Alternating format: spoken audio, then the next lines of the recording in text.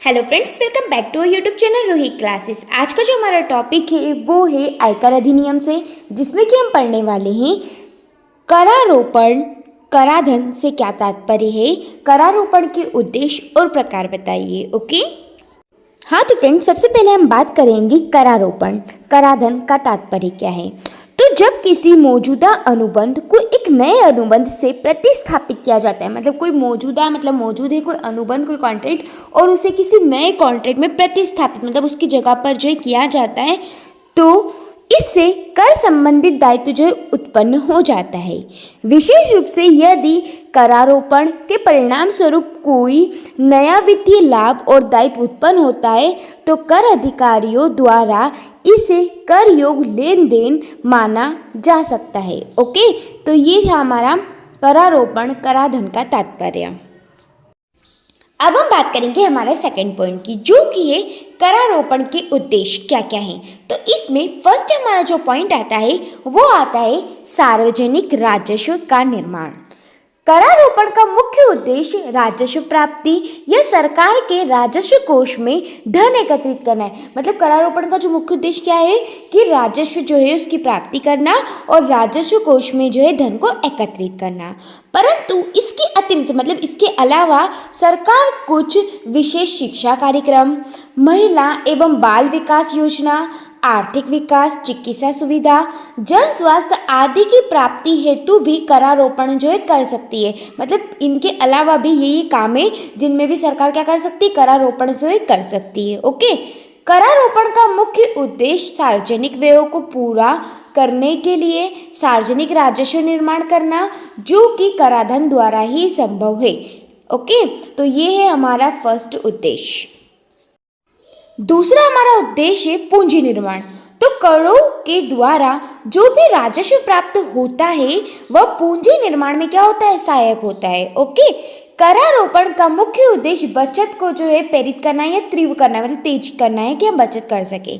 सरकार द्वारा हम बचत को उत्पादन कार्यों में लगाया जाता है ना। तो करारोपण का मुख्य उद्देश्य क्या है, पूंजी का निर्माण करना। क्लियर। थर्ड हमारा उद्देश्य है अनावश्यक उपभोग पर नियंत्रण। मतलब अनावश्यक का मतलब होता है कि आवश्यकता नहीं है फिर भी हम उपभोग कर रहे हैं, तो उसको किस प्रकार नियंत्रित किया जाए।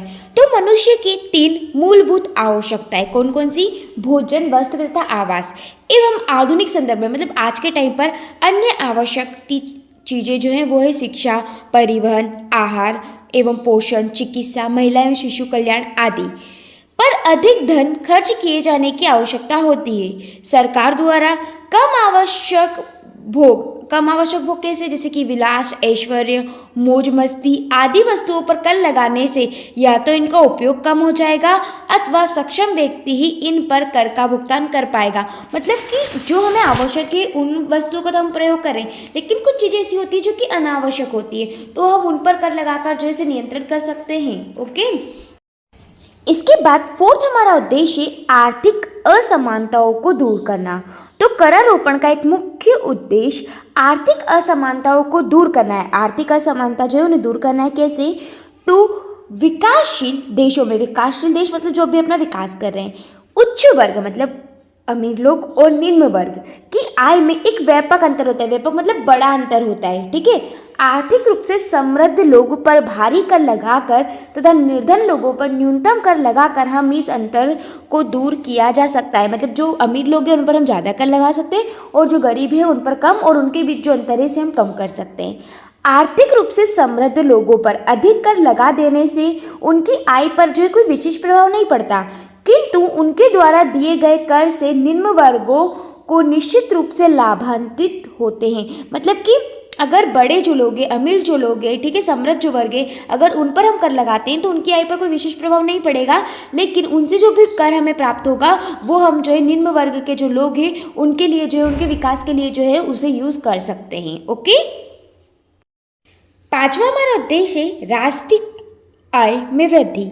करों से प्राप्त आय उत्पादक कार्यों में प्रयुक्त की जाती है, जिससे राष्ट्र की अर्थव्यवस्था क्या होती है, मजबूत होती है। ओके, राष्ट्र के आर्थिक रूप में समृद्ध होने पर राष्ट्रीय आय तथा प्रति व्यक्ति आय में भी वृद्धि होती है। मतलब अगर राष्ट्र आर्थिक रूप से सक्षम होगा, समृद्ध होगा, तो राष्ट्रीय आय में तो वृद्धि होगी ही होगी, लेकिन प्रति व्यक्ति आय में भी क्या होगी, वृद्धि होगी, जो कि राष्ट्रीय समृद्धि का क्या है, एक सूचक है। ओके, इसके बाद छठा हमारा उद्देश्य है बेरोजगारी दूर करने में सहायक। तो कराधान बेरोजगारी दूर करने में भी जो है सहायक होता है। इसकी मदद से हम जो भी बेरोजगारी है उसे जो है दूर कर सकते हैं। ओके, लास्ट हमारा उद्देश्य है विनियमन और नियंत्रण। हानिकारक और प्रतिबंधित वस्तुएं जैसे कि तंबाकू, गुटखा, सिगरेट, बीड़ी, मदिरा आदि पर कर या आयात शुल्क करोधन द्वारा राष्ट्रीय आय के नियमन और नियंत्रण के स्पष्ट उदाहरण हैं। ओके, अब हम बात करेंगे हमारे थर्ड पॉइंट की, जो कि है करारोपण के प्रकार।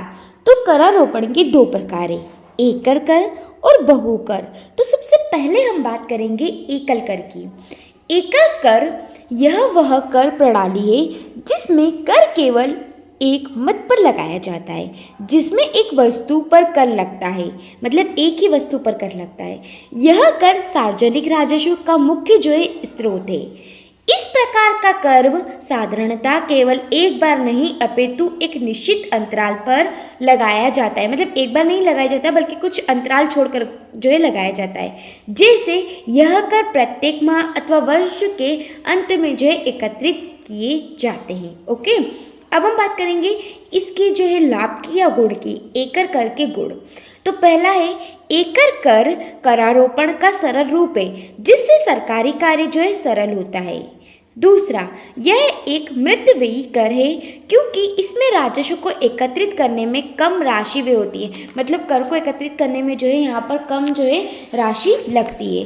तीसरा, यह भेदभाव रहित है। चौथा, इसके पीछे सार्वजनिक व्यय की भावना जो है निहित होती है। ओके, तो ये हो गया हमारा फर्स्ट पॉइंट। अब हम बात करेंगे हमारे सेकंड पॉइंट की, जो कि ये बहुकर। इसका तात्पर्य है कि कर प्रणाली में सभी प्रकार के करों को शामिल किया जाना चाहिए। ठीक है, बहुकर से समझ में आ रहा है कि बहुत सारे, तो सभी करों को क्या होता है इसमें शामिल जो है किया जाना चाहिए, ताकि प्रत्येक नागरिक आर्थिक रूप से अपना योगदान जो है सुनिश्चित करे। आधुनिक प्रकार की अर्थव्यवस्था में इसी प्रकार के कर प्रणाली को जो है प्राथमिकता दी जाती है, मतलब इसी को इम्पोर्टेंस दी जाती है, इसी प्रणाली को। बहुकर प्रणाली से अर्थव्यवस्था की आवश्यकताओं को जो है पूरा किया जा सकता है। अब हम बात करेंगे इसके लाभ की, कि इसके क्या क्या लाभ है। तो पहला, यह कर सरकार की आय में वृद्धि करते हैं। दूसरा, कर चोरी को रोकने में इस प्रकार के कर जो है सक्षम है।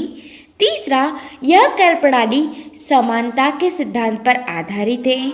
और चौथा, यह कर प्रणाली लोचुमेय है। ओके, तो इस प्रकार आज का जो हमारा टॉपिक था वो यहीं ख़त्म होता है। Thanks for watching this video.